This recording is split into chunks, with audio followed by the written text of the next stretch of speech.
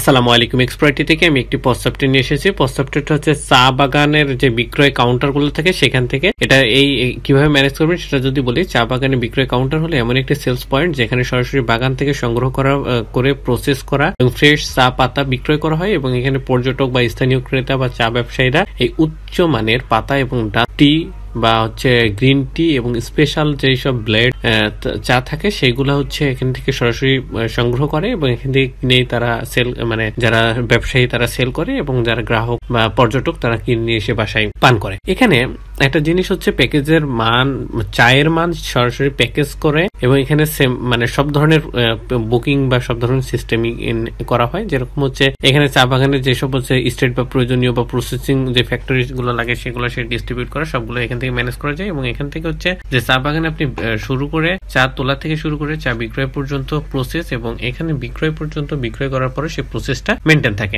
এখান থেকে আপনি স্টকটা ম্যানেজ করতে পারবেন, স্টকের যে বিষয়গুলো থাকে সেখান থেকে সেটা ম্যানেজ করা যাবে। আবার এখানে মাল্টি ব্রাঞ্চ হওয়ার কারণে অনেকগুলো ব্রাঞ্চ থাকছে, সেক্ষেত্রে আপনি একটা পজ দিয়ে অনেকগুলো ব্রাঞ্চ এখান থেকে ম্যানেজ করতে পারেন। আবার ব্রাঞ্চের আবার স্টক গুলো ট্রান্সফার করতে পারেন এক ব্রাঞ্চ থেকে অন্য ব্রাঞ্চে। আবার এক্সপেরিয়েন্স গুলো এখান থেকে ম্যানেজ করতে পারবেন। রিপোর্ট গুলো এখান থেকে পাচ্ছেন, দৈনিক, মাসিক, সাপ্তাহিক সব রকম রিপোর্ট পাচ্ছেন এবং এখান থেকে কাস্টমার বা সাপ্লায়ারকে মেসেজ দিতে চাইলেও সহজেই মেসেজ গুলো সেন্ড করতে পারছেন। স্ক্রিনে যেটা দেখতে পাচ্ছেন total sale, net, invoice due, total sale return, total purchase due এবং পারচেজ রিটার্ন, এক্সপেন্স ইত্যাদি দেখতে পাচ্ছেন এবং এখানে ডেট ফিল্টার করার অপশন আছে, ডেটটা ফিল্টার করে নিতে পাচ্ছেন এবং এখানে হচ্ছে ব্রাঞ্চ গুলো দেখতে পাচ্ছেন, ব্রাঞ্চ গুলো এখান থেকে সিলেক্ট করে নিতে পাচ্ছেন। লাস্ট রিজিন যা হচ্ছে সেটা একটা গ্রাফিক্যাল চার্ট এখানে দেখতে পাচ্ছেন। সেলস ফিনান্সিয়াল ইয়ার এটা এখান থেকে দেখতে পাচ্ছেন, প্রত্যেক month wise sales payment due এটা এখান থেকে দেখতে পাচ্ছেন, পারচেজ পেমেন্ট ডিউটা দেখতে পাচ্ছেন। তারপর প্রোডাক্ট স্টক কালারটা এখান থেকে পাবেন, stock sales order, pending shipment, এগুলো রিসেন্ট কিছু দেখতে পারবেন এবং এখানে ব্রাঞ্চ ওয়াইজ চাইলে ব্রাঞ্চ ওয়াইজও দেখতে পারবেন। এটা হচ্ছে যেহেতু ড্যাশবোর্ড ডিটেলসে থাকবে, এখানে ব্রাঞ্চ মানে এখানে রিসেন্ট কিছু থাকবে। এরপরে ইউজার ম্যানেজমেন্ট থেকে ইউজার গুলো এখান থেকে আপনি ম্যানেজ করতে পারবেন, এড করতে পারবেন, এডিট, ডিলিট সব ধরনের কাজই করতে পারবেন এবং পাশাপাশি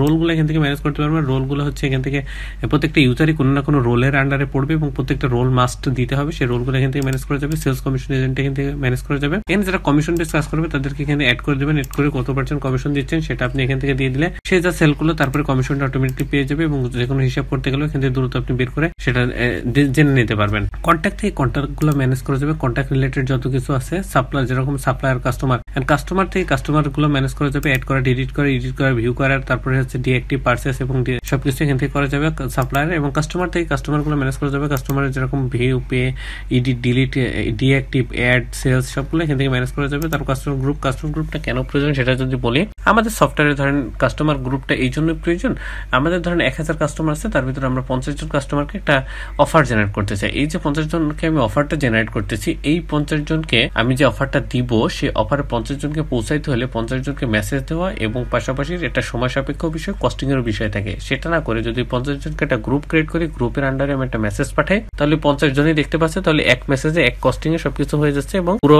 প্রসেসটা এখানে কমপ্লিট হয়ে যাবে। তারপর হচ্ছে ইম্পোর্ট কন্ট্যাক্ট এখান থেকে ম্যানেজ করা যাবে। ডাউনলোড টেমপ্লেটটা ডাউনলোড করবেন, ইনস্ট্রাকশন ফলো করে ডাটাগুলো এন্ট্রি করবেন, এন্ট্রি হয়ে গেলে ফাইলটা আপলোড করে দেবেন, তাহলে বাল্ক আকারে আপলোড হয়ে যাবে। প্রোডাক্ট লিস্ট অ্যাড করে থেকে প্রোডাক্টগুলো অ্যাড হবে, লিস্ট প্রোডাক্টে সেটা লিস্ট আকারে শো হবে এবং আপডেট প্রাইস, এই যে লিস্ট যে প্রোডাক্টটা শো হচ্ছে এখানে প্রাইস গুলো দেখা যাচ্ছে, এগুলো আপডেট করতে হলে যে ডাউনলোড এক্সেল থেকে এক্সেলটা ডাউনলোড করবেন, প্রাইস গুলো চেঞ্জ করবেন, চেঞ্জ হয়ে গেলে ওই ফাইলটা চেঞ্জেস এর ফাইলটা যেটা সেটা আপডেট প্রাইসের এখানে আপনি ওখানে আপলোড করে দেবেন বাল্ক আকারে, তাহলে ওই যেগুলো চেঞ্জ করলে অটোমেটিক্যালি সেটা আপডেট হয়ে যাবে। তারপর প্রিন্ট লেভেল, এখান থেকে লেভেলগুলো প্রিন্ট করতে পারবেন এবং লেভেলগুলো প্রিন্ট করার পাশাপাশি যে স্টিকারটা প্রিন্ট হবে, স্টিকার কি কি শো করাতে চাচ্ছেন সেটা একটু এখান থেকে সিলেক্ট করে দিতে পারেন, যেগুলো দিতে চাচ্ছেন সেগুলো এখানে টিক করে দিলেই সেগুলো শুধু শো হবে, তাছাড়া আদারওয়াইজ হাইড হয়ে যাবে। তারপর হচ্ছে ভেরিয়েশনটা এখান থেকে ম্যানেজ করা যাবে, ভেরিয়েশন রিলেটেড যত কিছু আছে, ইম্পোর্ট প্রোডাক্ট এখান থেকে ম্যানেজ করতে পারেন, ইম্পোর্ট প্রোডাক্টের যে বিষয়গুলো থাকে ফাইলটা টেমপ্লেটটা ডাউনলোড করবেন, ইনস্ট্রাকশন ফলো করে ডাটাগুলো এন্ট্রি করবেন, এন্ট্রি হয়ে গেলে ফাইলটা আবার এখানে আপলোড করে দেবেন, তাহলে হচ্ছে বাল্ক আকারে প্রোডাক্ট আপলোড হয়ে যাবে। তারপরে ওপেনিং স্টকটা এখান থেকে ম্যানেজ করতে পারবেন, এখান থেকে ওপেনিং স্টকটা সহজেই ম্যানেজ করা যাবে, কারণ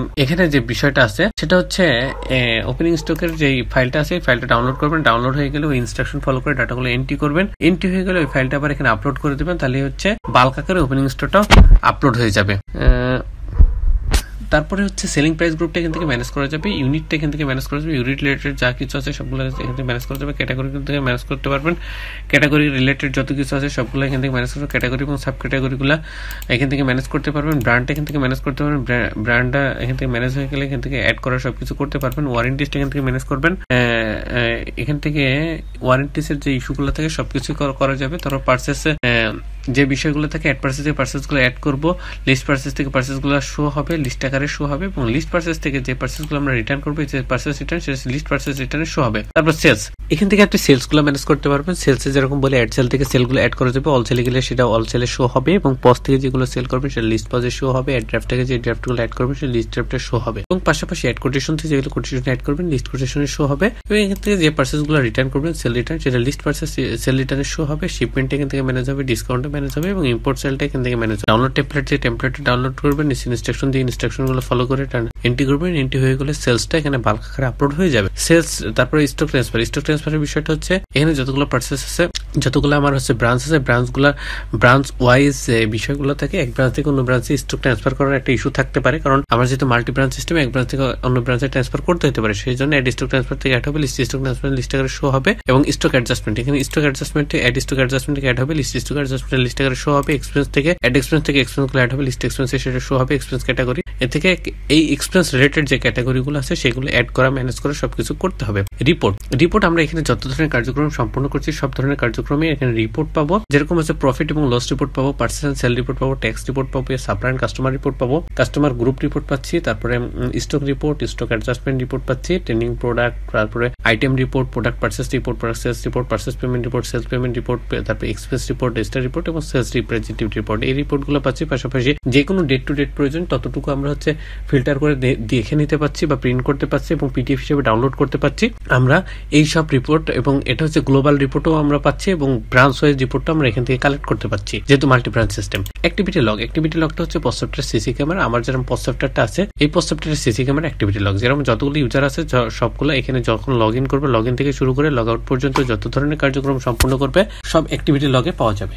এটাই হচ্ছে অ্যাক্টিভিটি লগ থেকে যেগুলো পজ সফটওয়্যার সিসি ক্যামেরা বলে, যেমন আমাদের শপে আমরা সিসি ক্যামেরা থাকে, ওই সিসি ক্যামেরা আউটে যতটুকু রেঞ্জ, এই রেঞ্জের যে যা কাজ করছে সব অ্যাক্টিভিটি লগ হিসেবে সেম ভাবে এটাও ওই কাজ করবে। নোটিফিকেশন টেমপ্লেট আমরা কাস্টমার বা সাপ্লায়ারকে মেসেজ পাঠাতে পারি, সেই মেসেজগুলো এখান থেকে পাঠাতে পারবো।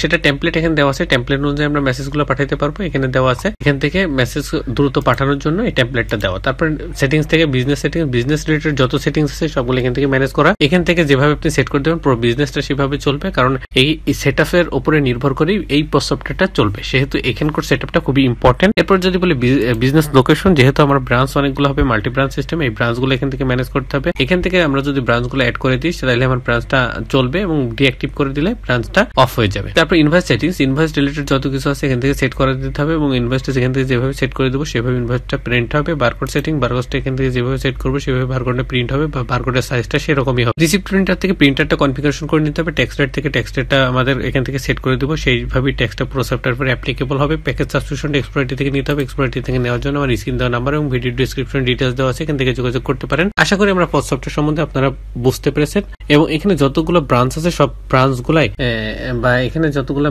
মডিউল আছে সবগুলো এখান থেকে ম্যানেজ করা যাবে, এবং মডিউল ডিটেলসে আমরা কিন্তু একটা আলোচনা করছি। ব্রাঞ্চ আমাদের যে ব্রাঞ্চগুলো আমরা অ্যাড করবো বা ক্রিয়েট করবো সবগুলো আপনাদের সাথে আলোচনা করছি। এই মডিউল বিষয়ে সবকিছু আরো আলাদা আলাদা করে রেকর্ড করে আমাদের ভিডিও করা আছে। এক্সপ্লয়েট ইউটিউব চ্যানেলে গেলে আপনারা সেটা দেখতে পারবেন। সেটা যদি আপনারা দেখা ইউটিউব চ্যানেলে, এটা হচ্ছে আমাদের YouTube channel, exploit YouTube channel. এখানে যাওয়ার পরে দেখবেন যে প্লে লিস্ট বলে একটা অপশন আছে, প্লে লিস্টে যাবেন, তারপরে দেখবেন পজ সফটওয়্যার নামে একটা প্লে লিস্ট আছে, 12টা ভিডিও আছে, পজ সফটওয়্যার প্লে লিস্ট। এই প্লে লিস্টে দেখবেন এখানকার প্রত্যেকটা মডিউল ডিটেলসে আলোচনা করা আছে এবং পুরো এক্সপ্লেন করা আছে। যে কোনো প্রয়োজনে, এটা ছাড়াও যদি কোনো সমস্যা হয়, যে কোনো প্রয়োজনে আমাদের স্ক্রিন দেওয়া নাম্বারে এবং ভিডিও ডিসক্রিপশন ডিটেলস দেওয়া আছে, এখান থেকে যোগাযোগ করতে পারেন। আশা করি আমরা যতটুকু আপনাদেরকে বুঝিয়েছি এই পজ সফটওয়্যার সম্বন্ধে ডিটেলসে আলোচনা করেছি, আপনারা সকলেই বুঝতে পেরেছেন। সকলকে ধন্যবাদ। আসসালামু আলাইকুম। এক্সপ্লয়েটের সাথেই থাকবেন।